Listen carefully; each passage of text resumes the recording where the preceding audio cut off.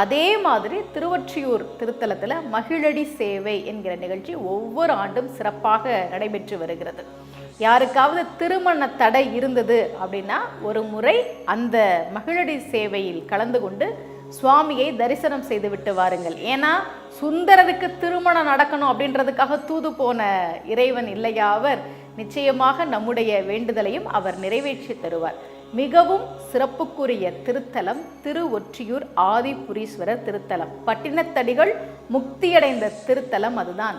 வள்ளலார் வாழ்ந்த திருத்தலம் அது. ஆதியில் தோன்றிய சிவலிங்கம் இருக்கக்கூடிய திருத்தலம். வள்ளலாருக்கு உணவிட்ட வடிவுடை அம்மன் இருக்கிற திருத்தலம்.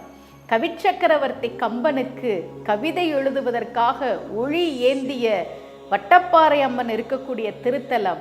27 நட்சத்திரக்காரர்களுக்குமான ஒரே பரிகாரத்தலம் திருவொற்றியூர் ஆதிபுரீஸ்வரர் திருத்தலம்.